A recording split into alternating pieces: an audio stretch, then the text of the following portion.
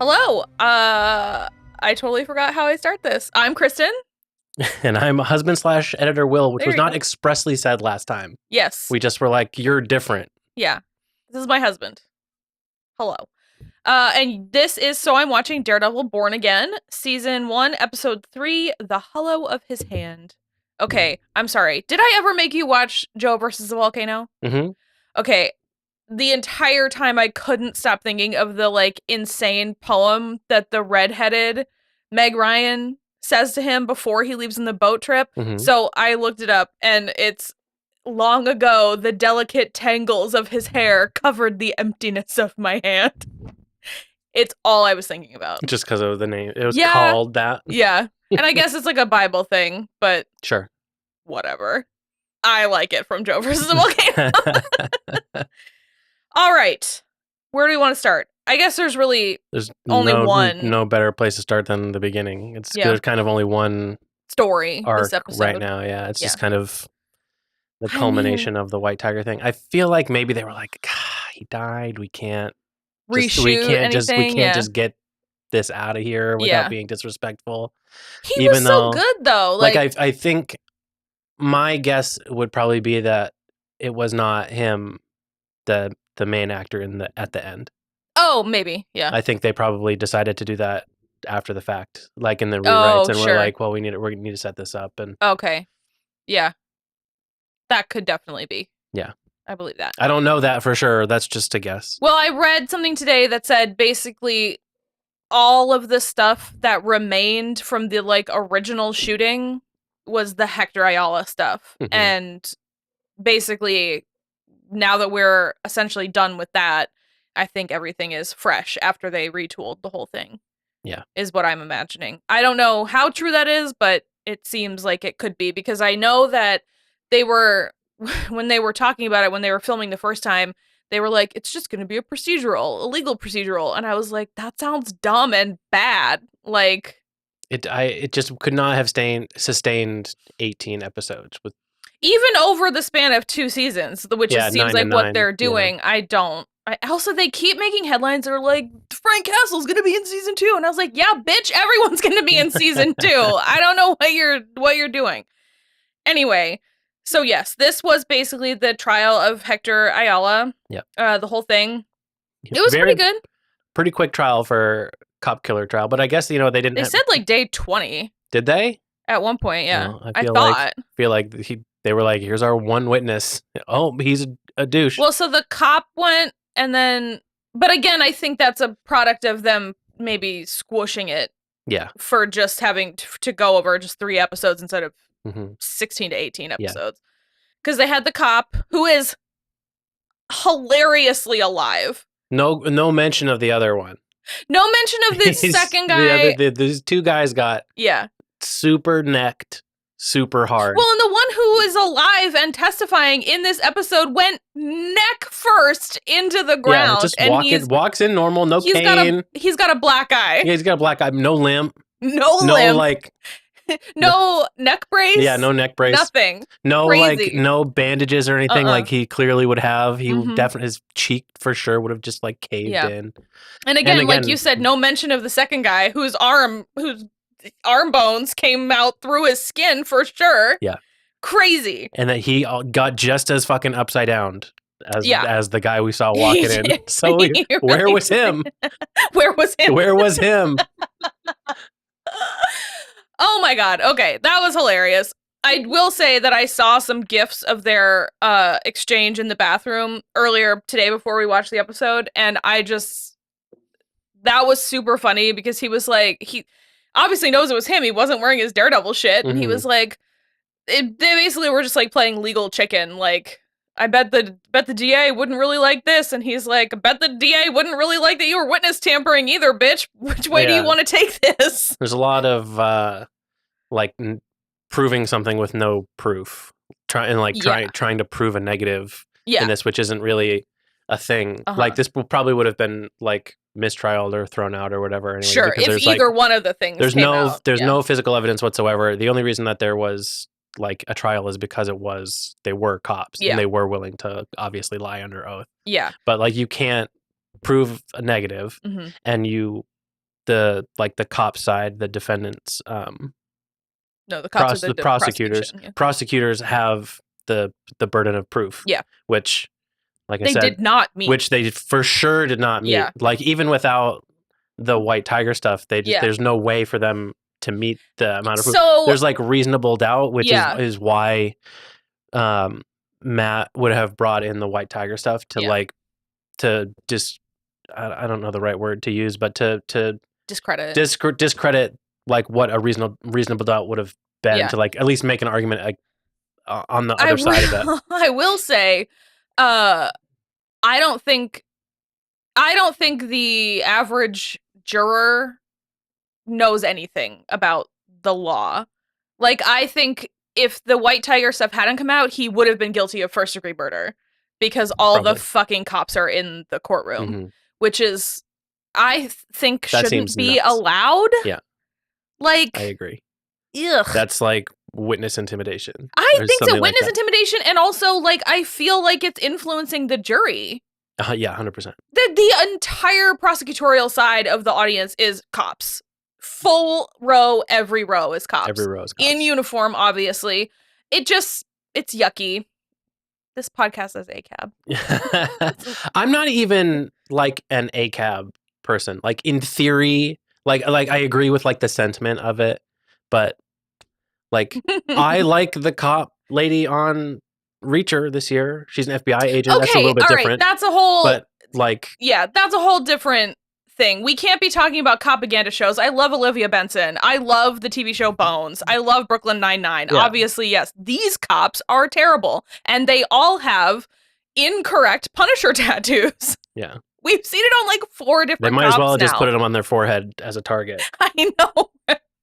Okay, so in addition to their little scene in the bathroom, Matt and the officer Powell, I think, they have kind of a confrontation in the courtroom too. Matt is such a bitch.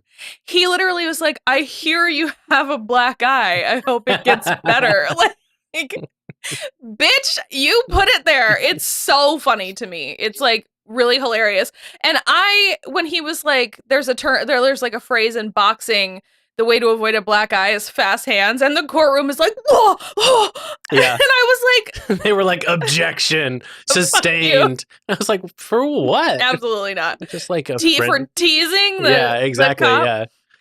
So he lies through his teeth that he didn't know this Nicky Torres guy, and like not convincingly at all. And he, also, like, it was like a lot of hesitation. When he like pressed him. On it and. I told you I don't know him. I'm sticking to my guns. It was like a toddler. Like, I said I don't know. I didn't break the window. I don't know. It wasn't me. So he obviously, the issue then is we get back to the office and Cherry and Kirsten are like, there's literally no proof that he actually was a CI. There's no records. They paid him in cash. They did it all off the books. The only thing we have is Nikki's actual testimony. So then Matt overhears a guy, a cop in the audience that's like, Nicky Torres can't testify. And then the thing is like, then they sent Powell after the truck. Yeah, like, didn't he need to be there? It was his trial.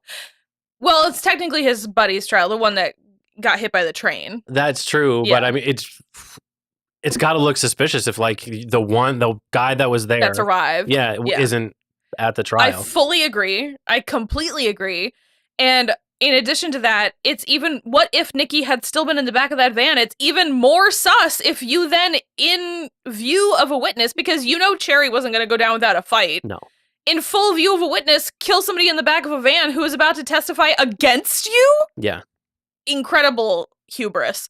Also, it's New York City. It's like the most surveilled plot of land in the world. So that is something I was going to say. It actually is crazy to me that there were no cameras in that station. I had the same thought. Yeah, I don't know if it was like they turned them off or they like managed to like scrub the footage or something. Maybe they know that one has like a rickety old system or something. That could be. And again, I'm like, there are some like underused and out in the boroughs like train stops, obviously, and it was like 168th Street. I don't know how far away that is from anything, but it could. I mean, obviously, it could be under surveilled, but I feel like so many bad things happen in subway stations. You should have surveillance. Yeah. Whatever. Yeah, the cop just rolls up in broad daylight and takes his helmet off. Yeah. And it's just like, I was like, oh, it's you. I just assumed it was like was going to be a different one. Exactly. Doing like a routine traffic stop. Yeah. No, nonsense. No, he was like, drove his motorcycle in front of him and was like, get out of the car. It was nuts. Yeah, I don't know. It was weird. So it turns out, though, that Cherry's pulled some shenanigans, and I don't know if it was like another, like a detective or whoever that guy was that was like watching him. He had taken Nikki in a cab to get to the courtroom. So he got there, he gets in, he gets on the stand, and then he totally is like, nope.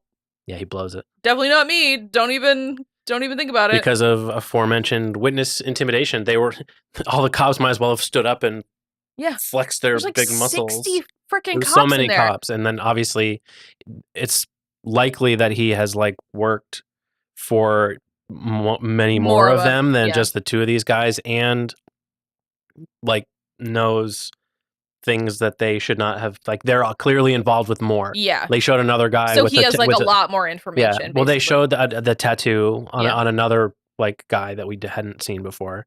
I think it was the guy that got his arm broken last week. Oh, was it? Yeah, and I think Powell has one. And then there was a guy in the audience that had one on his neck, which fucking crazy that you are advertising this on your neck. It feels illicit. Yeah. I don't know, because it was not covered by the collar of his uniform. So I don't know. He was just out. Crazy. Yeah. So yeah, he totally lies and perjures himself, but there's again no physical proof that he was a CI or anything. Cherry couldn't find anything. Kirsten couldn't find anything. Matt couldn't find anything. So they're all bad at their jobs. Well, no, the cops are. I know. Because you are supposed to have paperwork and stuff for CIs. You are not supposed to do that kind of shit off the books. So like the cops are obviously operating extra legally. I feel that's a gray area. I don't think it is. No, I mean, I know, like legally. I don't think it should I know legally it's not a gray area. Like, maybe I don't know this. Probably. Let's get Wade on the phone. Yeah. Probably you are supposed to keep records of all your CIs. Yeah. It's likely that especially in places like New York, it's easier for cops to like get information from people who want to remain more anonymous than that if they just do it off the books. I mean, I'm sure you're right. And that's like also, you're not putting your name on paper that can be found later by a boss or something. Like Kingpin isn't going to find your name in papers if he... Yeah, you know what I mean? Okay. Let's finish with the trial and then we'll get to the Kingpin stuff.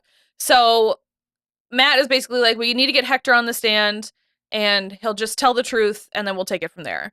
Well, they do that. He tells the truth about the night that we saw, you know, in episode 1. It doesn't seem like it's really convincing anybody, so Matt totally outs him as the White Tiger. Mask and everything. Straight up in his face. So again, we are left in a hilarious scenario where in a legal forum, Matt has to be like, you put on your magic amulet and you put on this mask. And like, it's very funny and silly to me. Why would a man without his amulet, which gives him immense strength and power, go into danger? Because it's the right thing to do. It was to me it was effective because they it was an effective argument. That's so they like bring some witnesses and talk about other instances where he helped people. He pulled a family out of a burning car. He helped a woman who she was like, I don't know what could have happened, and I was like, you were gonna get raped and stabbed. Obviously, that's what was going to happen to you in that alleyway. You were gonna get raped and stabbed, 100%. And then he brought out what I think was the smoking gun, pun sort of intended, which is that it was like reports from a ton of cops talking about the White Tiger, like helping them out. Yeah. Which I liked quite a lot. Because their prosecution's argument was like he killed this cop out of like some weird like revenge or vengeance or something. And I'm like, they were provably not in their... They were in plain clothes. Yeah. And I don't think anyone was arguing that. So, well, no, they were. The cops were insisting that they were like, we are cops, and he was just wailing on them. Right. That they like announced before he hit them the first time, we are cops. So like, he's just like, he's walking down there. These two guys are down there just minding their business. by the way, we're cops. Yeah. And then it sent him into like a fucking frenzy, a rage that made him kill one of them by throwing him in front of a train and turning him to a blood balloon, apparently. Okay. I don't know about all that. Okay. I want to talk about what the prosecutor said in his closing arguments. I am aware that in your opening and closing, you can basically say whatever you want. Sure. That's basically where you're allowed to, talk shit. State your case explicitly. There's no objections. That being said, number one, I don't believe him. If you got hit by a subway train going max speed, I don't think you're still. Also, he got hit in midair. It's not like he was on the tracks. It was like and he explains it by saying, when you get hit by 200,000 tons of steel or whatever the fuck, all of your bones break and all of your organs eviscerate, but that's not when you die. But you're not dead. Yeah, it is. You die then. For sure. Exactly. All of those broken bones and shit pierce any leftover functioning piece of organ you have, 100%. And your brain gets stabbed and flattened. You're so dead immediately. He was explaining, and I was like, "Well, good thing it was a quick death." And he was like, "But that's not when you die. You don't die until the train backs up over you." And I was like, "What?" Bullshit. I was like, I wish there was a doctor in the audience. I was like, actually, no. Yeah. Definitely not. You're not like, you don't get hit by a train and then they're like, oh, should I hit a guy? Like, actually, I'm okay. As you back over him again. Like, oh, should I better back up? Actually, I'm okay.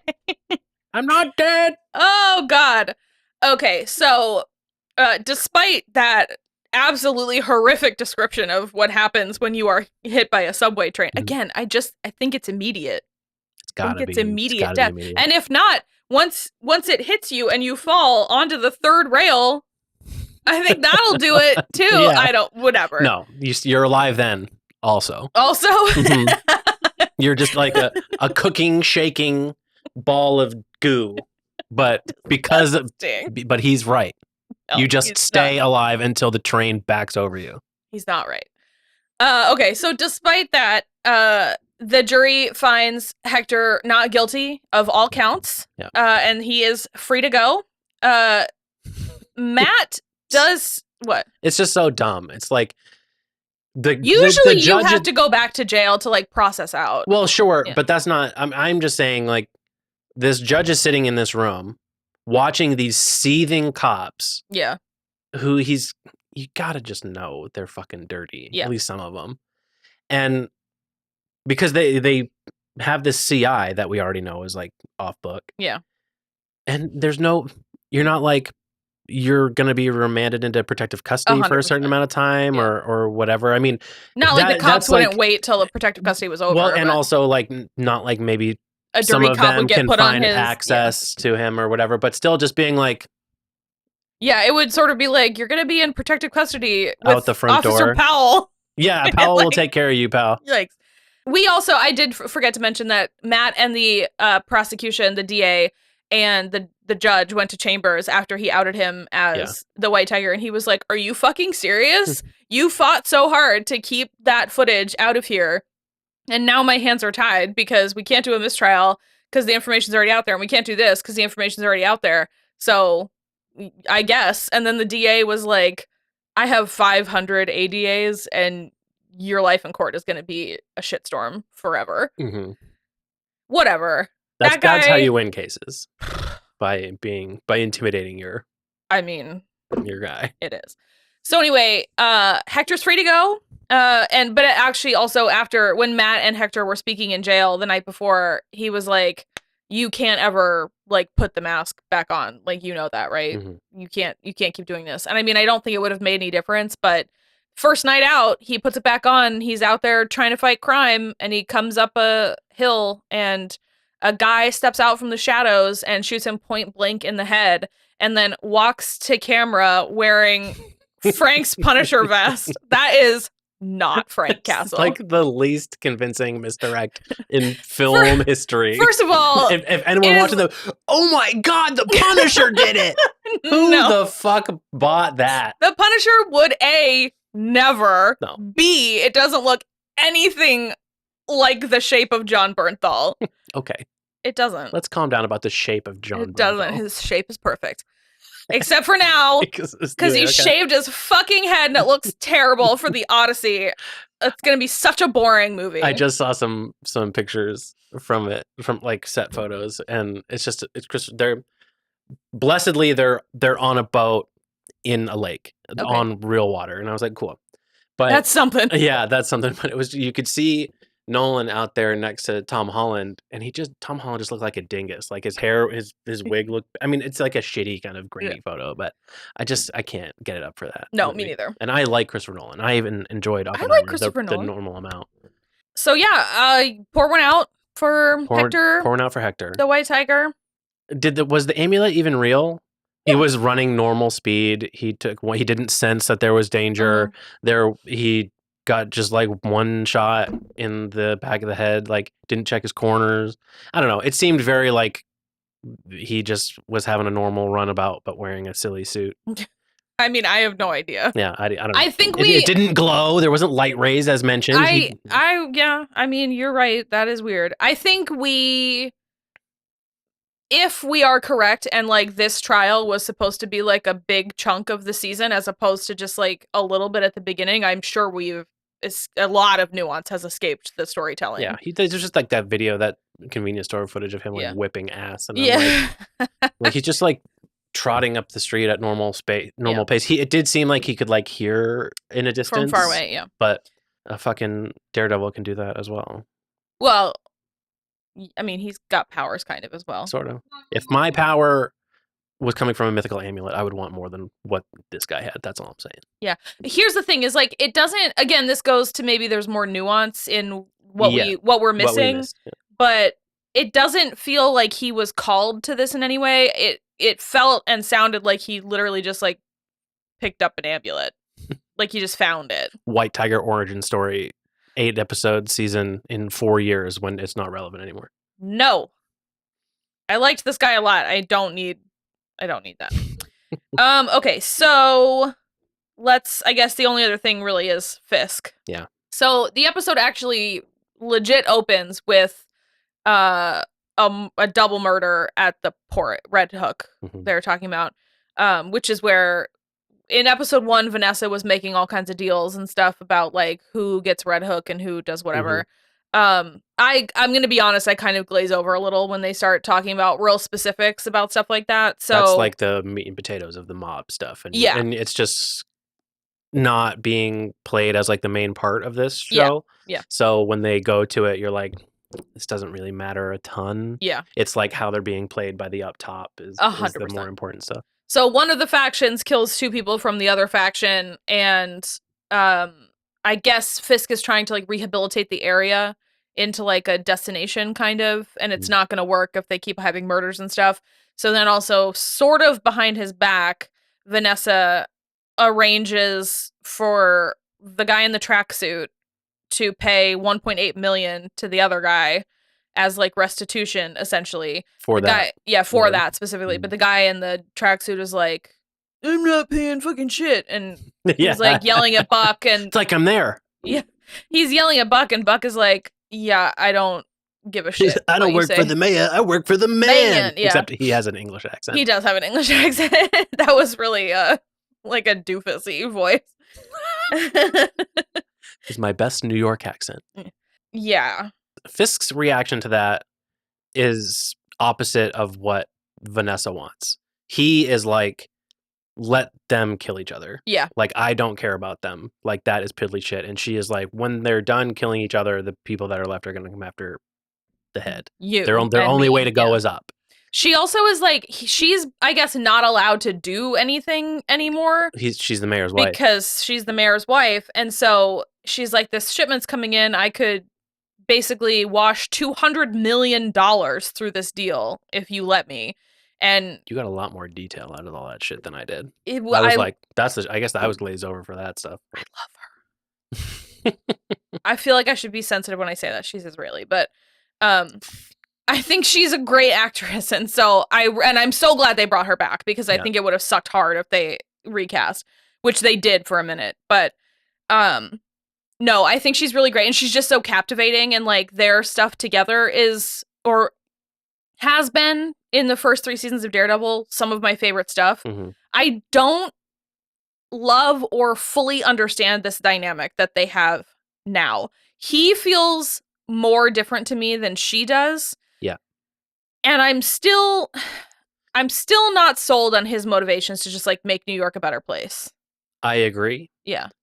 I think she is like pretty butthurt. Yeah. That, first of all, I think he is threatened by her because she was very successful at what essentially he was doing, but she was doing it without a ton of violence and death, and she was keeping herself and the organization way more under the radar than he was. He's like such a huge presence anywhere he goes. Well, and also it's like the memeified, like, you embarrassed me in front of Vanessa. Like, she's got such a cooler head than he does, 100%. Where it's like, so someone insulted him, she's like, okay, yeah, let's move on. Yeah.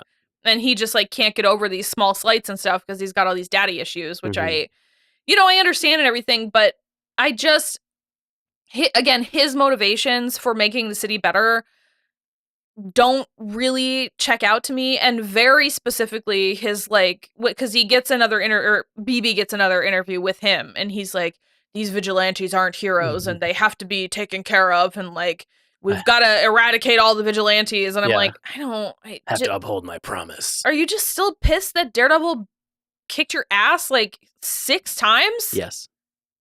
Ugh. And Hawkeye. Well, yeah, sure, and Hawkeye. And I mean, I guess Frank didn't actually put hands on him, but Frank killed like 90 prisoners that Fisk tried to get him to kill him. Yeah. And Poindexter beat him up too. So, I mean, I guess I'd be embarrassed too if vigilantes did nothing but kick my ass and I was like really against them, but whatever. So yeah, I don't know. And then also they're like arguing about it right when Heather comes back in because they're at couples counseling again. It doesn't, I feel like it's not going great. Yeah, I'm still like, obviously his obsession with her is kind of unhealthy, and with Vanessa? Yeah. And it always has been. So well, they are married now. Well, no, I understand. I know that. She okay, that's the thing, is like, she is just as into him, but she is also, I would say was. I think, well, sure. I think it's clear to me now that she's like, if she could get out the door, she would go out the door. Maybe. She also has had an affair with some guy named Adam. I don't remember if we said that last week. And she's like, you're punishing me because of that. And that's the thing, is I just feel like both of them aren't sort of like observing the bigger picture, because she's like, I don't know why you won't let me money launder. And he's like, you're the mayor's wife. You can't be laundering money. And he's like, I want to make the city great again, but the first act of order is to get rid of the vigilantes. And I'm like, that's going to move the opposite direction. So they're both very like myopically focused on. It's just not realistic that the government would make these opposite decisions, you know? Where's that meme of the girl? The like, I can't. I'm furious. That is like mostly it for this episode. It was largely the court case and talking. I mean, it was good. I love a courtroom procedural. It was fine. It was a pretty predictable episode. Yeah. Like we knew the guy passed away, the actor passed away. Yeah. So my assumption was that he wasn't going to be in it for very long. My assumption was always that they were going to win the case one way or the other, and that he was going to die to dirty cops. Yeah. And we didn't really progress anywhere on their couples therapy. We barely saw them say anything. They were like arguing. They were before like basically have a conversation before their session. Honestly, I feel like right now the most intrigued by the niece of Ben. BB. Yeah, BB. Yeah, I just like she doesn't say anything really in this episode. She's just there like she has her access to him, so he's just saying stuff. He's like, obviously he's trying to use her to like get his message out. Which Because I think it was Sheila was like, you really should be speaking to the New York Times. And he was like, nah, no thanks. I want the girl. And so that's basically all we got from Daniel as well. Was maybe it's like, because he knows who she is. So like maybe it's like a little bit of a keep your enemies closer kind of thing.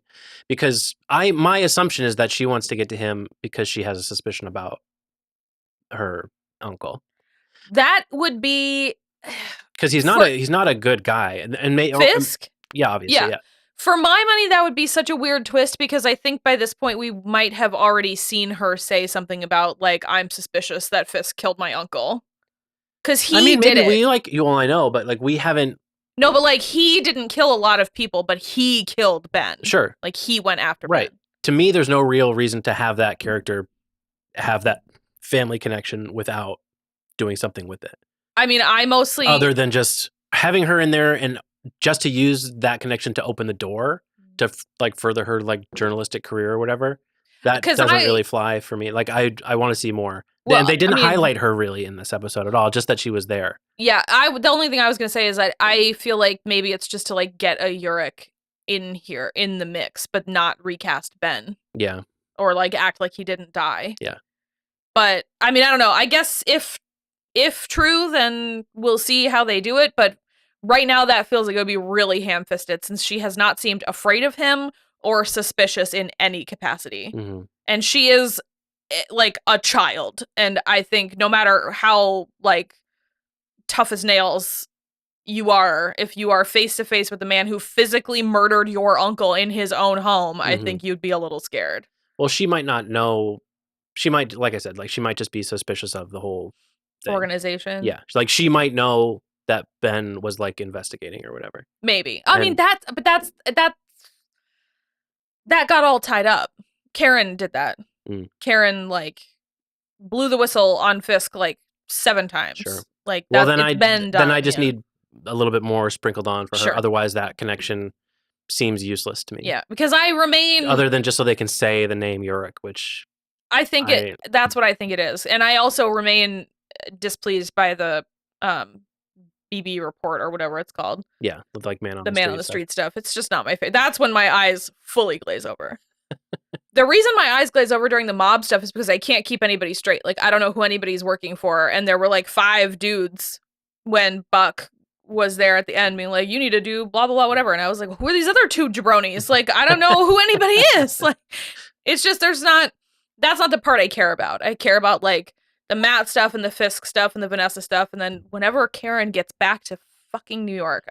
Matt by himself is like not doing it for me. And I know that he has his little girlfriend. That's Heather. Yeah. But right now that I like Kirsten a lot. I like her more too. Kirsten. I like Cherry a lot. Yeah. Cherry's probably my favorite character on the show. Yeah.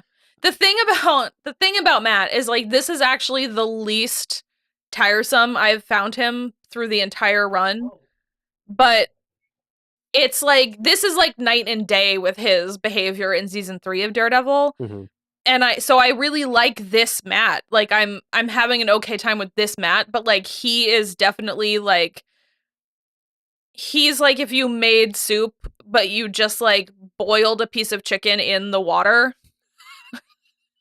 I'm really gonna need some aromatics in there.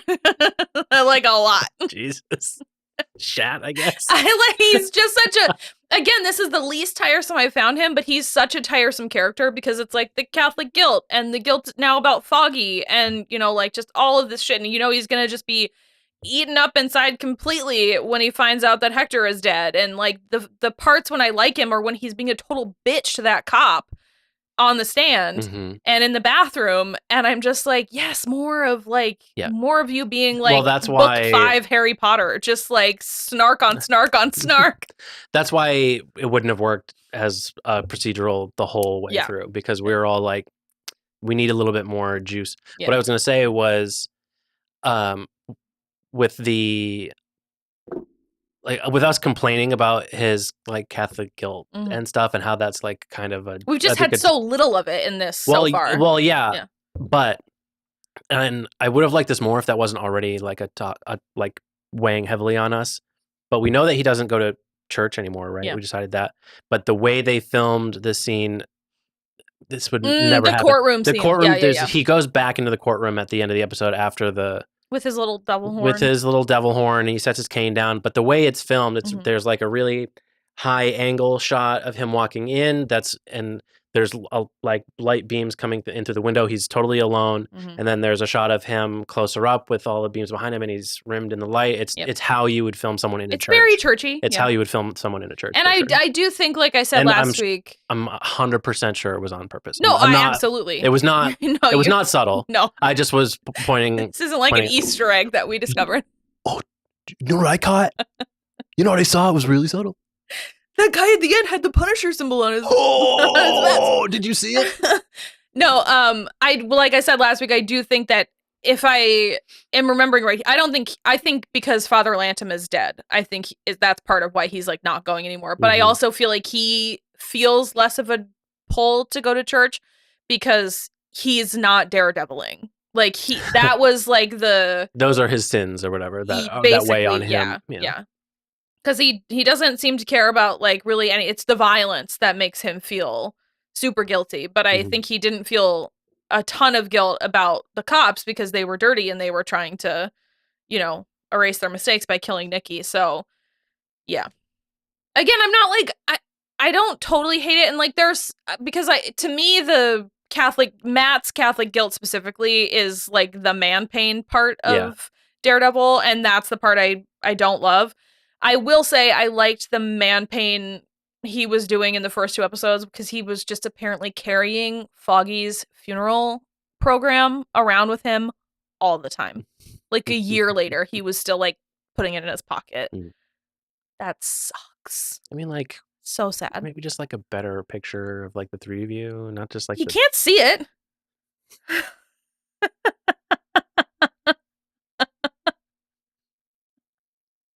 Yeah, but you know.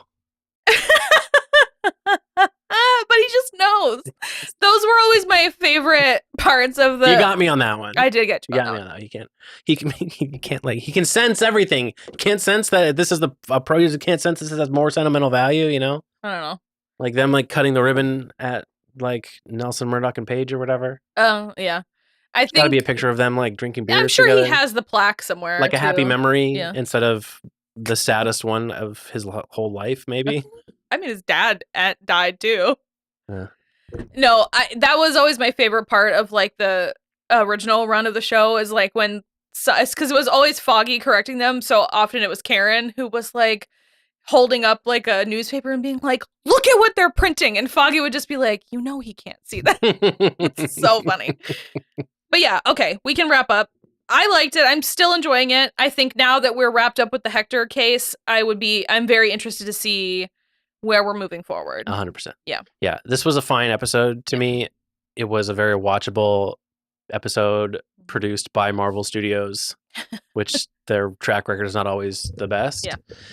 But at this point, we've like come to an end on one part of it. We've set up a lot which of is stuff. Presumably largely what they filmed the first time. I don't need them to like to be like sitting on something big anymore. Like I want like the next episode to be a much bigger step than what we took this time. This was like really wrapping up the first 2 episodes of stuff, really solidifying the gotta get rid of the vigilantes. Yeah. Really just getting that 100% moving forward. And but we don't really know what Matt's going to be doing. He's like kind of in the more cases, I assume, but we'll have he has the girlfriend who's the therapist. And that has yet to come into play.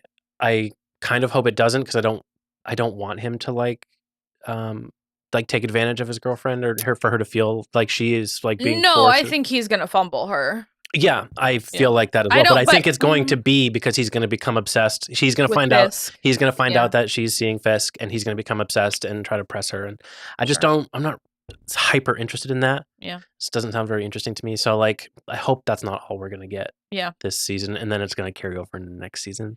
We'll just have to see. Yeah. So I'm positive. On it. There's a lot of question marks on where we're going, and what we're going to do, especially with Matt. How long before we're going to see Karen again? When are we going to see Johnny Boy? Well, so soon, I think, for Karen, if she's credited in 16 out of 18 of these episodes, then it's got to be, she's already missed this one, I suppose. No, 2. She was only in 1 episode of the first 2. Was it just the first one? I thought the sentencing was the second episode. Maybe not. Oh, maybe. I don't remember. Now I don't we remember. Watched them back to back, so it's kind of a... She is credited in the next episodes, as is John Bernthal, so... Fingers crossed. I wouldn't hold your breath, but... Not about them kissing or anything. No. I No, but they are not credited in this episode. Sure. Yeah. I believe they have good agents. So... God damn it. I'm just saying. Whatever. Okay, fine. Okay. That's it. Like and subscribe. Bye.